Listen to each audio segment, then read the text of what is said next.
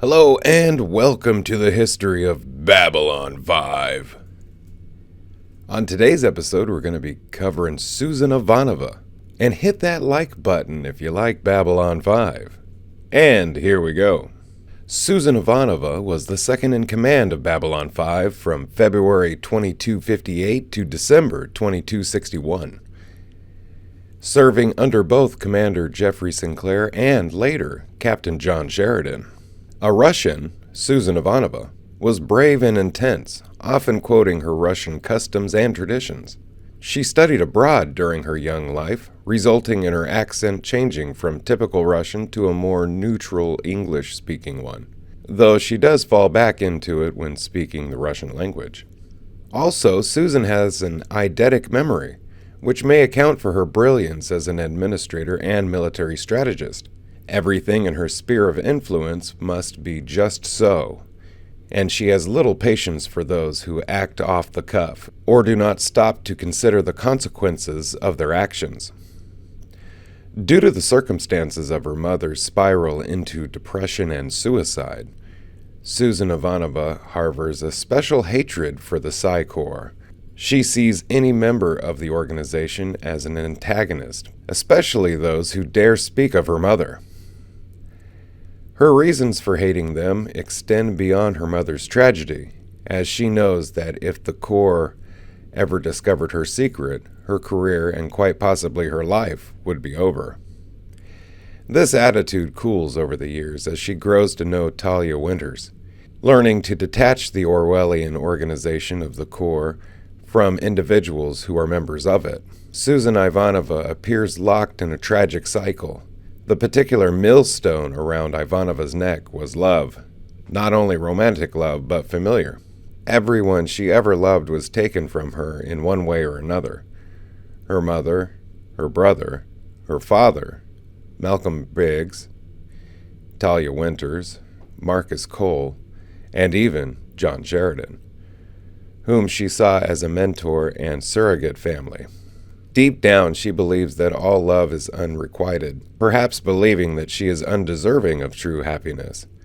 However, in later life, after the disappearance of Sheridan and her assumption of the office of Ranger 1, she comes to the conclusion that there are always opportunities for new beginnings, even for people like us. Sьюзен is a consummate soldier, evidenced by her acceptance into Earth Force OTC and graduation by the time she was 19, followed by her fast track through the ranks becoming captain of an Earth Force destroyer at the age of 31. She devoted most of her life to service, first in Earth Force and later to the Rangers. She was particularly close to her two longest-serving commanding officers, John Sheridan and Jeffrey Sinclair, under whom she was the executive officer. Her life is one of a soldier, accustomed to constant change, being unable to settle down and form long-lasting connections. This is why her closest friends have generally also been members of the force. Over the years, she has not been observant of her heritage and religious customs, but in her words, she never stopped being a Jew. These changes were a confluence of the business of a life of a soldier as well as the divide between herself and her father. Even as an adult, after the passing of her father, Sьюзен maintained correspondence with the family rabbi and her father's close friend, Rabbi Koslov, whom Sьюзен referred to as Uncle Yosef, prior to Babylon 5. Early life. Sьюзен Ivánova was born in St. Petersburg, in the Russian Consortium, in 2230. The daughter of Sophie and Andreev, and the younger sister of Genya. When she was younger, her father would call her "my little soul" in Russian. Sьюзен's mother was a telepath, something she managed to keep hidden most of her life. The only minds she would touch was her family's, an experience that was very personal to Sьюзен. She later described it as being able to literally feel her mother's love for her. On Sophie's 35th birthday, the Psi Corps arrived with proof of her abilities. Rather than join the Corps, Sophie took the sleeper drugs that inhibited her telepathic abilities. The drugs had side effects which caused severe depression. Every week for 10 years, someone would come to give her mother the drugs, and every week her mother would die a little more inside. Eventually, it became too much for Sophie, and when Suzanne was a teenager, Sophie committed suicide. Her loss devastated her family, especially Suzanne. Unknown to everyone, even perhaps her father and brother, Suzanne herself was a latent telepath. Her psi rating was no more and perhaps lower than a P1. The only mind she was ever able to read was her mother's, but she could always tell if another telepath was scanning her, and occasionally she would block a scan. Her mother stressed her to keep quiet about it, taught her how to fool tests given to identify the gene, and even transferred Suzanne to different schools to avoid the core. It was many years before she told even those closest to her. Suzanne was educated away from Russia. Her father wanted her to have certain advantages the rest of the family did not. Not long after Sophie's death, the Earth-Minbari War broke out. Suzanne's brother, Ganya, joined Earth Force and became a fighter pilot. Suzanne visited him before he shipped out on the EAS Lexington, giving him one of her lucky earrings that she had once lost as a child and he had found. Just over a year after her mother's death, Ganya was killed when his fighter was shot down. Suzanne would wear just one earring for the rest of her life, in memory of her brother. Having buried a wife and son in less than 2 years, Andreev, Suzanne's father, was consumed with grief. Never a fan of Earth Force, he was angered when Suzanne joined as soon as she was old enough, against his wishes. The rift between them continued to widen for many years. Early career. Suzanne enlisted in Earth Force in 2247, during the latter half of the Earth-Minbari War, at the age of 17. Having qualified for officer candidate school, she was commissioned as an officer in 2249. During her first assignment, Ivanova took an interest in and began following the works of xenobiologist Dr. Stephen Franklin. In 2250, she was involved romantically with Malcolm Biggs. She broke up with him when she was reassigned to the transfer station on Io, an assignment she credits as a great career move. At the station, she served under the command of John Sheridan. During her time there, she once tossed a telepath out of a third-story window and into a pool below. A proficient pilot, by 2258, Ivanova had logged over 100 hours of combat flying experience. The Babylon Project. On February 25, 2258, Sьюзен Иванова, now a lieutenant commander, was transferred to Babylon 5 to replace Lieutenant Commander L'Oreal Takashima as second-in-command of the station. By this time, she was a fully accomplished fighter pilot with over 100 hours of combat experience in a Star Fury. She had spent the 3 years previous to it completely in space-oriented assignments without being to an Earth or real planet in all that time. Despite these long assignments, she was never fully acclimated to waking up in the mornings when it's still dark outside. As second-in-command of Babylon 5, Ivanova took her duties very seriously, overseeing most of the docking and traffic-related duties out of CNC. Psi-Corps commercial telepath Talia Winters, who had arrived at Babylon 5 a few weeks before Ivanova, tried unsuccessfully 3 times to check in with the newly arrived Ivanova per regulations. Ivanova was cold to her until Talia approached a final time when she was off duty, the day of the Earth Alliance presidential election. Suzanne apologized for being standoffish, explaining about her mother's death and her distrust of the Psi-Corps, and her belief that Talia is also a victim, even if Talia fails to realize it. Afterwards, Ivanova voted for Marie Crane against incumbent President Luis Santiago, but Santiago won the election. Her reason for doing this was as stated, "I've always thought a leader should have a strong chin. He has no chin, and his vice president has several. This, to me, is not a good combination." Despite her usual penchant for following the rules, Ivanova illegally used the Gold Channel to send a signal back to Earth, communicating with her father. Andreev was sick and bedridden, slipping in and out of a coma at a hospital. Ivanova tried to lead Michael Garibaldi from discovering that she was the source of the communications, but he was able to track down the source during her last transmission. Her father awoke from his coma to give his last goodbye to his daughter, who tearfully watched him slip away. Garibaldi does not pursue the matter formally, but does offer to buy Suzanne a drink sometime. Ivanova also broke the rules when she kept a coffee plant in hydroponics. The plant had originally been planted by Lieutenant Commander Takashima. The first major threat of the station itself after Ivanova came aboard was in the form of an ancient artifact from Ikira 7, smuggled aboard by Nelson Drake and Vance Hendricks. The artifact bonded with Drake, transforming him into a living weapon. The weapon attacked and killed several people on the station, drawing away after each attack, burning through decks if necessary. Ivanova helped coordinate a search and counter-strike with Garibaldi and security. Commander Sinclair himself insisted on fighting alongside security. He manages to disable the device and free Drake without killing him, saving the station from destruction. During a week-long series of religious festivities on Babylon 5, Suzanne was invited to Ambassador Londo Malari's party, and unlike some of the other command staffs, seemed to enjoy the party quite a bit, especially when Londo passed out on the table. Ivanova and the rest of the Babylon 5 command staff first met Psy-Cop Alfred Bester when he came aboard the station seeking a rogue telepath named Jason Ironheart. Ivanova makes no attempt to hide her contempt for Bester or the Psy-Cops. During a string of alien attacks aboard the station, Suzanne's old flame, Malcolm Biggs, arrives on the station.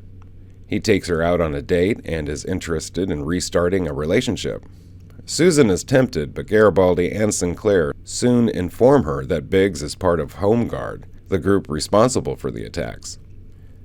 Ivanova and Sinclair set up Biggs to reveal his part in the group, including a plan to assassinate the ambassadors on the station. Biggs was arrested and shipped back to Earth. Suzanne was both saddened and angry to learn a man she had been so close could be so despicable and keep it so hidden. When Jador, the Dilgar war criminal, was discovered on the station, an assortment of ships from different races of the League of Nine-Aligned Worlds arrived at the station to force the Earth Alliance to hand her over to the League. Ivanova manages to delay them from attacking the station by getting them to quarrel among themselves over which race has the strongest claim to Jador, buying Sinclair enough time to work out a compromise, although Jador is then killed by the Vorlon Empire as she leaves the station. Midway through 2258, President Santiago plans a visit to Babylon 5, sending Major Kimmer to oversee the security arrangements. Just after Kimmer arrives, a bomb goes off in one of the Cobra bays. When circumstantial evidence implies Mr. Garibaldi, he goes on the run rather than surrender to Kimmer, who harbors a grudge against him. Commander Sinclair stands by Garibaldi, and so does Ivanova. She orders a full diagnostic of the communication system, delaying Kimmer from overriding Sinclair's veto of a station-wide fugitive alert for Garibaldi. Garibaldi is able to unmask the real culprits and stops Ivanova from launching fighters and setting off a second series of bombs. Later in the year, the station begins to pick up strange readings from Epsilon 3, the planet Babylon 5 orbits. Ivanova first oversees from CNC. A survey team is sent to skim the surface from near orbit, but these teams triggered a strange alien beacon. The survey shuttle is disabled, and Ivanova sends a team to bring them back. After informing the commander, she speaks with Dr. Tasky, who despite almost dying is thrilled with having found something new and alien to investigate. At the end of the day, Ivanova reports what she has learned. She also mentions that no daily reports about Mars has come out at all, highly unusual for the colony. That night, ISN breaks the news about a massive civil disturbance on Mars. Ivanova has breakfast with the commander the following day, both of them dismayed about the news. Sinclair is also aware that Garibaldi is taking it very hard, still having loved ones on the planet Mars. Dr. Tasky and his team embark on another survey. After defying Ivanova's orders, do not fly close to the planet. A missile fires on the shuttle. The team manages to evade it and return to the station, prompting a stern warning from Ivanova. who recites the Babylon 5 mantra. Sinclair then insists that he and Ivanova investigate the situation on the planet personally, especially since it is a potential first contact situation. Sinclair manages to pilot a shuttle into a deep fissure beneath the planet's surface, into an artificially constructed landing pad. They discover a massive alien machine operated by a dying alien named Varn. Varn then asks them for help, warning them that the station is in great danger. Sinclair and Ivanova return to the station with Varn, just as the EAS Hyperion, commanded by Captain Ellis Pierce, comes through the jump gate. Varn is turned over to MedLab while Sinclair talks to Pierce. The Hyperion was ordered to come there to support the Earth Alliance claim to the Great Machine. Sinclair tells off Pierce, telling him he has no use for his type of heavy-handed diplomacy. He contacts Senator Hidoshi about Pierce's orders to assume control, but Hidoshi tells him that the president is too busy with Mars to deal with anything else. Ivanova warns Sinclair that the station has picked up projections that the planet has begun a chain reaction that will result in its detonation, a destruction that will take the station with it. Sinclair coordinates with Ivanova and Garibaldi to plan for evacuation should the need arise. When Pierce defies Sinclair's order to stay away from the planet, he threatens to fire on Pierce's ship should they attempt to land. An alien vessel suddenly arrives, laying claim to the Great Machine, stating that they have been searching for it for 500 years. Varn awakens in MedLab, speaking to Delenn and her old teacher Drawl, and then to Sinclair. He confirms that the planet will explode without an operator. He begs Sinclair not to let the alien vessel take control of the machine, arguing it is for the future. When Delenn, Drawl, and Londo Mollari take Varn on a shuttle towards the planet, the vessel opens fire on the station and the Hyperion. Babylon 5 and the Hyperion coordinate a counterattack, but the vessel nearly destroys them both before Drawl, the new operator of the Great Machine, ends the conflict. He warns everyone to stay away from the planet, threatening deadly force to anyone who disobeys. The alien vessel defies the warning anyways, and Drawl completely obliterates it. The Hyperion leaves the system soon afterwards. End of the beginning.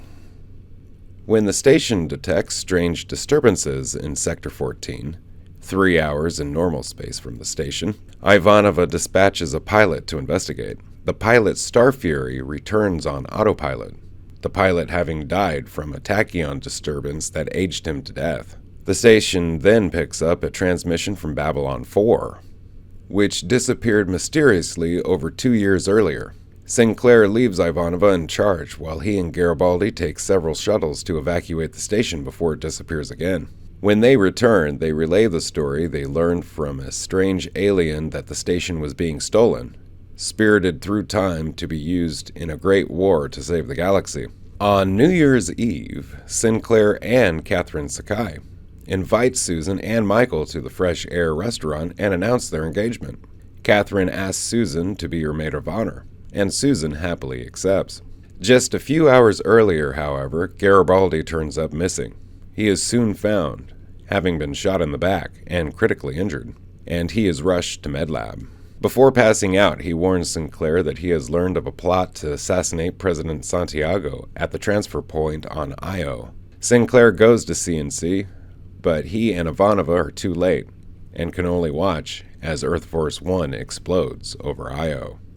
Before he leaves to investigate trouble of his own, Ambassador Jakar offers his condolences for what has happened. To make things even stranger, Ivanova and the rest of the crew learn that Ambassador Delenn has entered some sort of cocoon.